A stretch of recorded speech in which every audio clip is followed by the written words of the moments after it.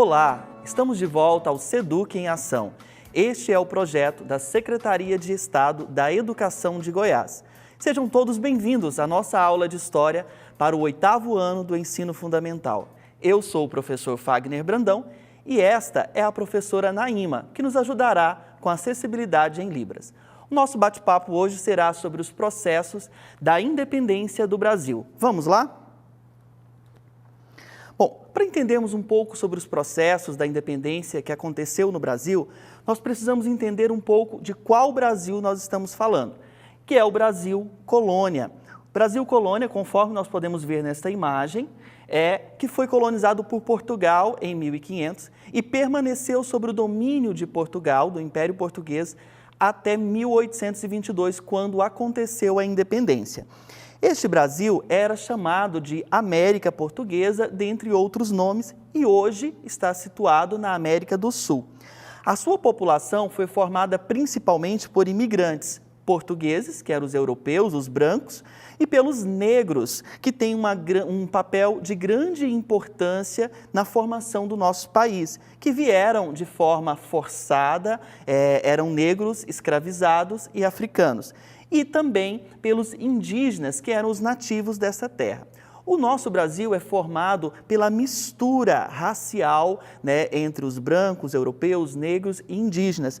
E por isso nós temos também vários grupos de culturas em nossa nação. Nós podemos perceber essas diferenças, essa diversidade cultural, quando nós olhamos para as regiões norte, nordeste, sul, centro-oeste, sudeste do nosso país.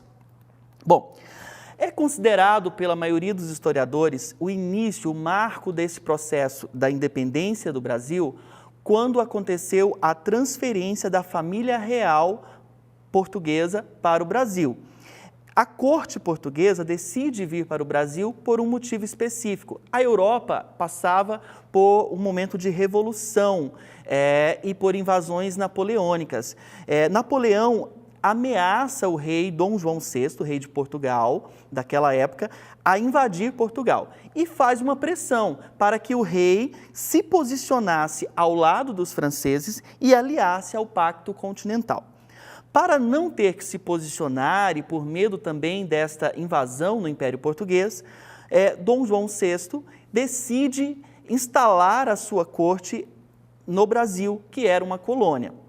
Para que isso acontecesse, uma espécie de fuga, o Império Português, o rei de Portugal, tem um apoio dos ingleses. A Inglaterra tinha interesses comerciais na colônia brasileira. Então, ela oferece toda a proteção militar da saída da corte portuguesa até a chegada no Brasil. Em troca disso, ela exige que o rei de Portugal libere, então, os portos para a comercialização da Inglaterra com o Brasil. Nós podemos observar nesta imagem aqui a chegada da família real da corte portuguesa ao Brasil. Para que isso que aconteceu em 22 de janeiro ali de 1808. Para que a família real se instalasse no Brasil, foi necessário transformações, mudanças neste Brasil colônia, para que ele tivesse, de certa forma, a altura de receber os reis e toda a nobreza da corte portuguesa. O rei de Portugal cumpre o acordo estabelecido com a Inglaterra, decreta a abertura de todos os portos brasileiros e inicia aí a comercialização com a Inglaterra e as nações amigas de Portugal e da Inglaterra. Também é instalado a imprensa régia, a primeira imprensa aí do Brasil, que foi a imprensa local para as publicações oficiais do rei de Portugal. Dom João VI traz também da sua biblioteca pessoal 60 mil livros e ele vai instalar a Biblioteca Real, que mais tarde se torna a Biblioteca Nacional. Ele também cria o primeiro banco brasileiro para a movimentação do dinheiro aqui, chamado de Banco Nacional, mais tarde Banco do Brasil. Ele vai instalar o horto, o Real Horto, para cultivar algumas espécies de plantas e a criação de animais, que mais tarde vai ser chamado de Jardim Botânico. Também vai ser instalado a construção das primeiras universidades e também dos teatros no Brasil para promover a cultura para toda essa nobreza e corte portuguesa que se instalou aqui. O Brasil vai ganhar um grande destaque dentro do Império Português e vai tornar-se a sede principal do rei de Portugal. Com isso, em 1815, o rei Dom João VI vai elevar o Brasil, que tinha a condição de colônia, para a condição de reino. Vai colocar o Brasil de colônia para ter igualdade com Portugal, criando então um novo reino, o Reino Unido de Portugal, Brasil e Algarves. Este foi o nome que o Brasil teve no Império Português que Dom João criou, que durou, conforme esta imagem, que é a bandeira deste reino, de 1816 a 1822. Então foi um reino, a capital deste reino português era o Rio de Janeiro, e o Brasil, então, recebeu um status de poder e autoridade política dentro deste reino.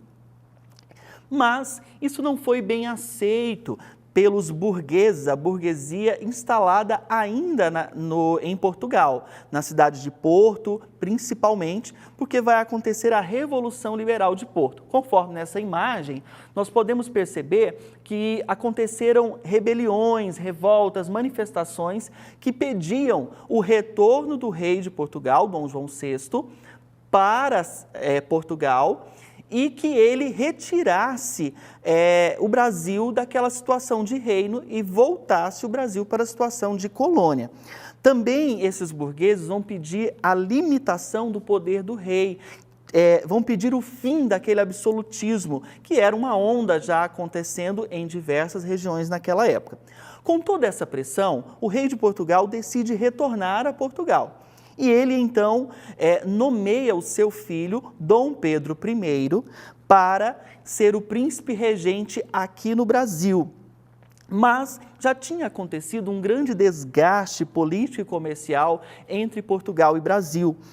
Dom Pedro sofre pressões de Portugal, desta burguesia, é retirado o poder dele de príncipe regente, ele se torna, colocam ele governador do Rio de Janeiro e o resto do Brasil sob o domínio de Portugal, e ele também sofre pressões internas dessa elite política que estava instalada no Brasil, pedindo que ele se posicionasse e lutasse pelo Brasil. Com isso, vai chegar o ano de 1822, onde Dom Pedro vai ter os principais atos para essa independência acontecer.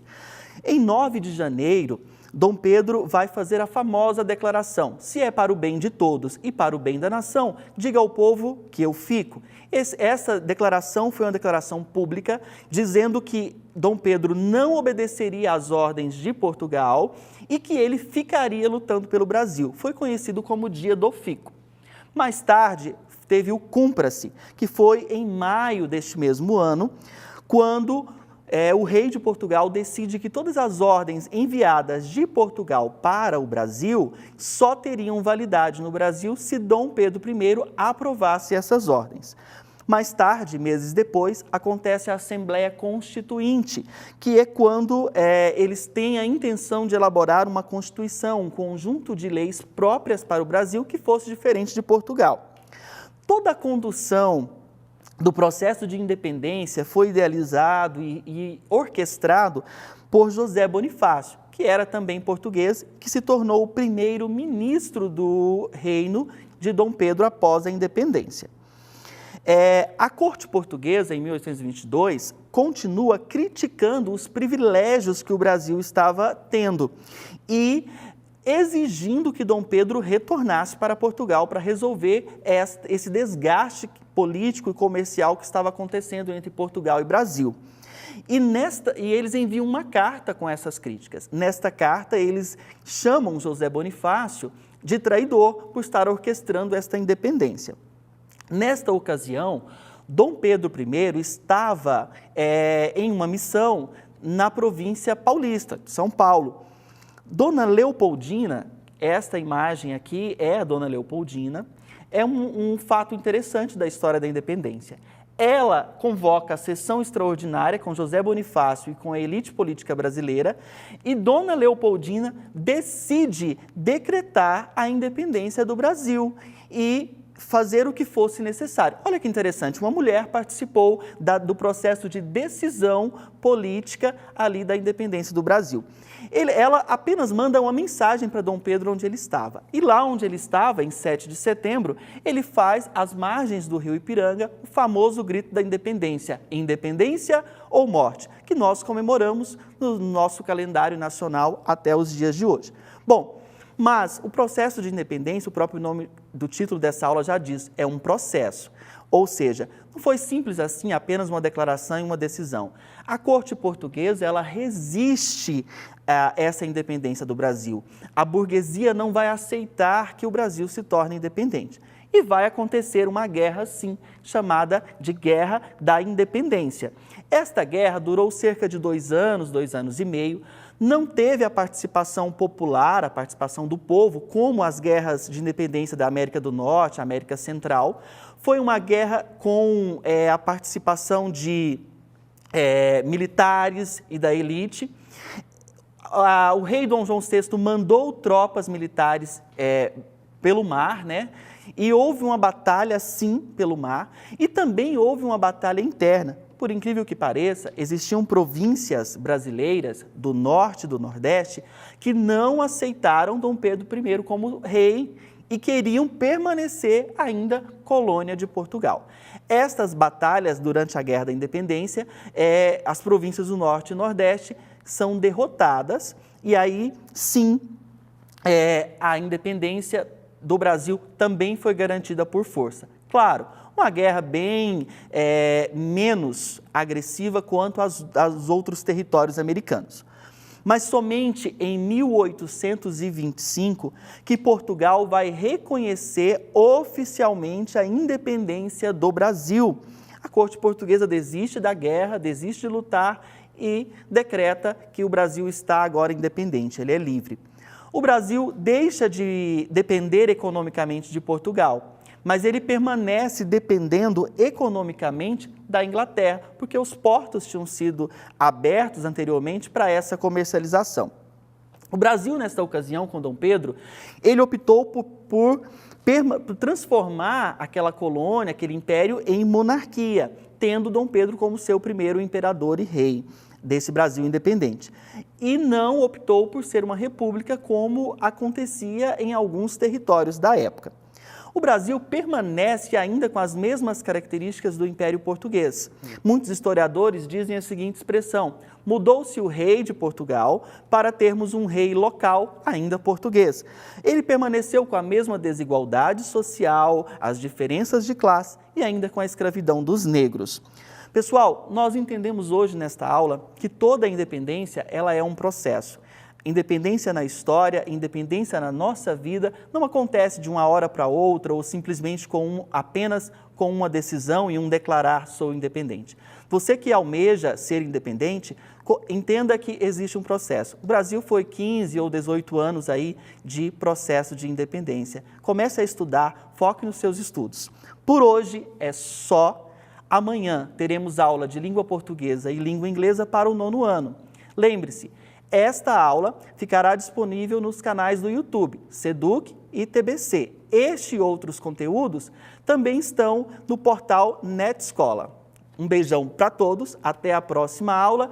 Eu quero deixar um grande beijo para o meu filho, Lucas Miguel, que está lá assistindo em casa.